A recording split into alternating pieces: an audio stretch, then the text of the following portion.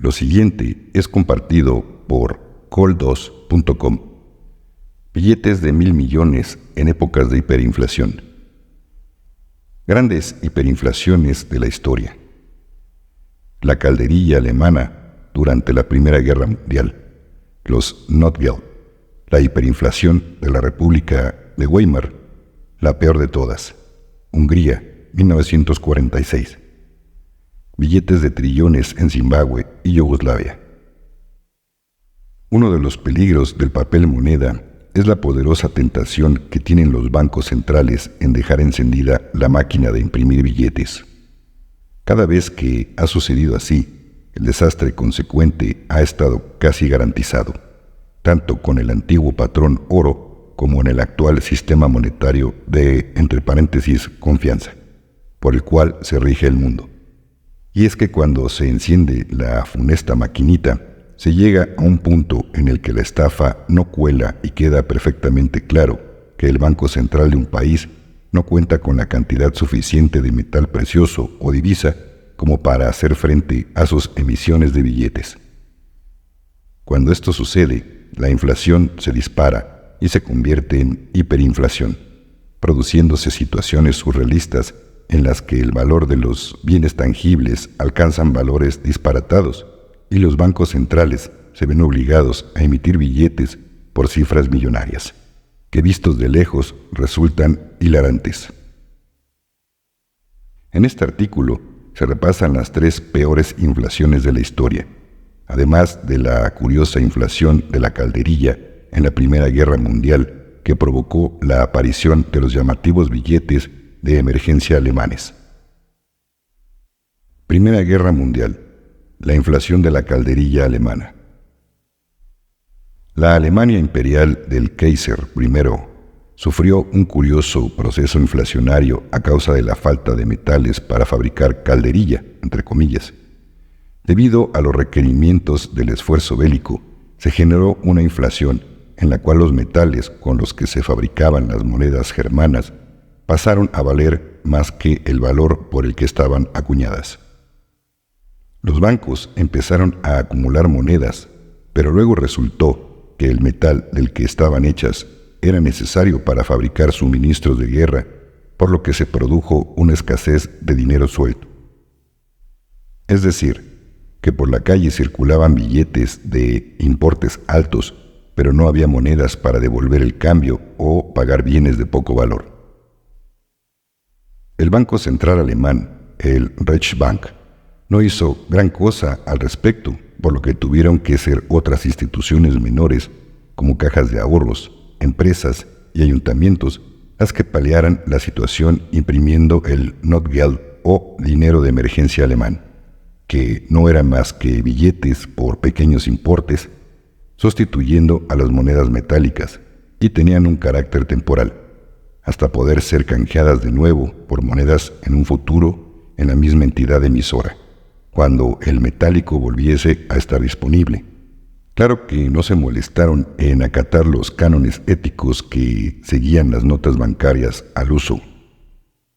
Algunos emisores se permitieron todo el humor negro que reflejaban los duros momentos que estaban atravesando. Esto es dinero de emergencia, alemán, por valor de 50 pfennigs, 50 peniques o céntimos de marco. Hubo cientos de instituciones imprimiendo Notgelds, cada emisor usando sus propios diseños y materiales. No solo existieron en papel, sino que llegaron a imprimir sobre telas, cuero, sellos, papel de aluminio, carbón, porcelana, etc. Los movimientos empleados son tan variados que constituyen toda una explosión del diseño gráfico en sí, convirtiéndose ya en su época en objetos de colección, aunque su valor entonces fuese meramente temporal. La temática oscurantista y medieval era recurrente. Los emisores se hicieron eco de la demanda coleccionista y siguieron imprimiendo estas notas hasta prácticamente 1922. 4 años después de finalizar la guerra, cuando ya no hacían falta. En 1920 y 1921 se emitieron unas series especialmente coloristas dirigidas al sector del coleccionismo, llamadas Serienshechne o papel moneda en serie. La hiperinflación en la República de Weimar, 1922. En Alemania, el dinero de emergencia tendría que volverse a utilizar de nuevo por necesidad, tan solo un año después, cuando estallaba la hiperinflación de la República de Weimar en 1922. Inglaterra daba un ultimátum en mayo de 1921, el ultimátum de Londres, exigiendo al gobierno germano el primer pago de las duras sanciones impuestas en el Tratado de Versalles, el Tratado de Paz, entre comillas, que cerró la Primera Guerra Mundial y contribuyó a incitar la Segunda. El acuerdo fue firmado el 28 de junio de 1919 y finiquitado en el año 2010, ante el asombro de todo el mundo que se sorprendía al enterarse de que Alemania seguía haciendo frente a las consecuencias de la Primera Guerra Mundial casi un siglo después. En total, se exigía el pago de 132 billones de marcos de oro, en cuotas anuales de 2 billones de marcos, más el equivalente al 25% de las exportaciones realizadas por Alemania, que había logrado salir de la guerra con su industria intacta. Además, como Inglaterra no se fiaba del papel moneda alemán, exigía el pago en oro o en divisas. Alemania realizaba el primer pago en junio de 1921 y el impacto en su papel moneda fue inmediato. Al haber menos oro en su banco central respaldando toda la masa monetaria de billetes que circulaba, la inflación se disparó rápidamente, pasando a convertirse en hiperinflación a mediados de 1922. Para hacernos a la situación, en unos pocos meses se había pasado a vivir en un mundo donde una barra de pan costaba 3 billones de marcos, un par de pintas de cerveza a 80 billones. Los precios se duplicaban cada 3,7 días, con una tasa de inflación diaria del 20,7%. El Reichsbank se veía obligado a imprimir billetes cada vez con más ceros. Llegados a cierta cantidad de ceros, el papel moneda dejaba de tener valor. No se puede usar para comprar nada y se producen toda una serie de escenas surrealistas. De todas formas, aunque hubiesen querido comprarlo, no hubieran podido. Según Friedrich Kessler, un antiguo profesor de Harvard que había vivido esta hiperinflación, el proceso fue extremadamente rápido. Prácticamente de la noche a la mañana, las baldas de las tiendas estaban vacías y con los billetes no se podía comprar nada. El Reichsbank logró invertir la inflación introduciendo una nueva unidad monetaria, el Rentenmark, el 16 de noviembre de 1923, quitando 12 ceros de cada antiguo marco para crear la nueva moneda. El cambio no fue fácil, sino que implicó una compleja y rebuscada maniobra político-económica cuyo efecto positivo fue visto como milagroso por la reluctante sociedad alemana. La peor hiperinflación de la historia. Hungría, 1946.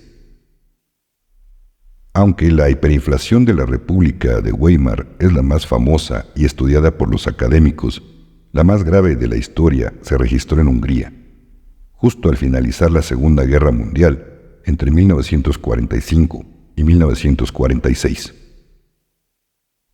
El 13 de febrero de 1945, Budapest, la capital de Hungría, ocupada por el Tercer Reich, se rendía al Ejército Rojo y comenzaba un proceso de conversión a país satélite de la URSS. La de Hungría no es la hiperinflación más estudiada probablemente, porque en cierta medida es lógico que un país sufra procesos inflacionarios al entrar en las etapas finales de una guerra que se está perdiendo, devastando los recursos del país donde hay escasez de absolutamente todo. La guerra había destruido el 60% de la economía húngara, iniciando el proceso inflacionario. además de producirse una gran cantidad de víctimas a las que hubo que sumar las deportaciones en masa estalinistas de 250,000 individuos de origen alemán. De hecho, hay quien apunta a que la hiperinflación subsiguiente fue iniciada por marxistas rusos con el objetivo de destruir las clases altas y medias que quebraban. Justo al finalizar la guerra ya circulaban billetes de 10 millones de pengos, la entonces unidad monetaria húngara. Consciente del problema, el gobierno creaba una especie de moneda paralela, el adopengo, en la que se debían realizar los pagos postales e impuestos. El 1 de enero de 1946, un adopengo equivalía a un pengo. En tan solo 6 meses, el adopengo pasó a valer 2,000 trillones de pengos en julio de 1946.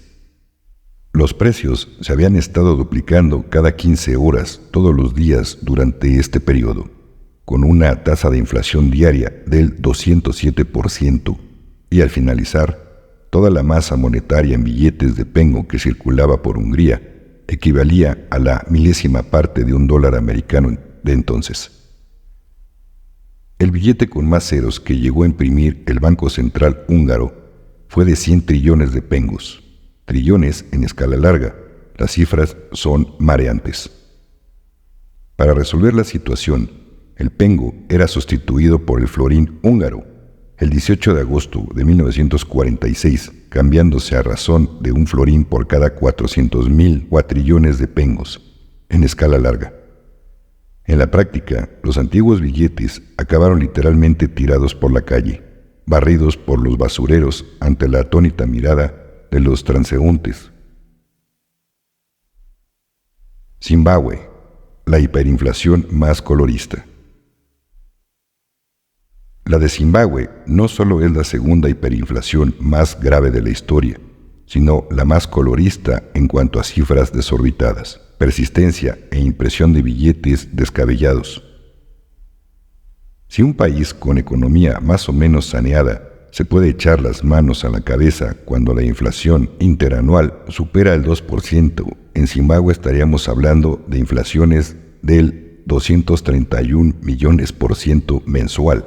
En los momentos más álgidos, siempre en cifras teóricas, calculadas por economistas aficionados a los desastres monetarios, porque los datos reales se desconocen. Aunque en su pico no llegó a superar las cifras de Hungría, desembocó en la adopción de divisa extranjera como moneda local y en la pérdida de la divisa nacional. Zimbabue es un país que nace el 18 de abril de 1980, tras la disolución de la anterior colonia británica llamada Zimbabue-Rodesia. Los expertos internacionales han achacado la hiperinflación que se generó en la década del 2000 a la política de expropiación de tierras llevada por el presidente Robert Mugabe, por la cual confiscaba las tierras a los antiguos propietarios blancos para ser redistribuida entre propietarios de color, sin experiencia en el cultivo, disparando los precios agrícolas de forma desorbitada. También a la pasión por Mugabe por darle a la maquinita de imprimir billetes para pagar a militares, cuerpos de policía, funcionarios y deuda externa. Los partidarios de Mugabe, por su parte, acusan a las sanciones impuestas por el gobierno de George Bush y empresas afiliadas al Acta de Recuperación Democrática y Económica de Zimbabue. Sea como fuere, para el año 2004, la inflación zimbabuense de carácter crónico ya era del 624%. En el año 2006 se imprimía una remesa de 21 trillones de dólares zimbabuenses y la inflación se disparaba hasta el 1.730% anual. A finales del año 2006 se intentó reajustar la moneda suprimiendo ceros, pero como no surtió efecto, en el año 2007 el presidente Mugabe decide prohibir la inflación por decreto, declarando ilegal las subidas de precios y arrestando a varios empresarios. La medida tampoco resultó efectiva. Un pintoresco intento al igual que las protestas de la población local en contra de la inflación. El proceso inflacionario continuó hasta el año 2009, con los precios duplicándose casi cada 24,7 horas, una tasa de inflación diaria del 98% y la impresión del famoso billete de 100 trillones. Pero ese año se legalizaron las transacciones en divisa extranjera, fundamentalmente estadounidense y sudafricana, desapareciendo la moneda nacional. Yugoslavia, hiperinflación en medio de una guerra de secesión.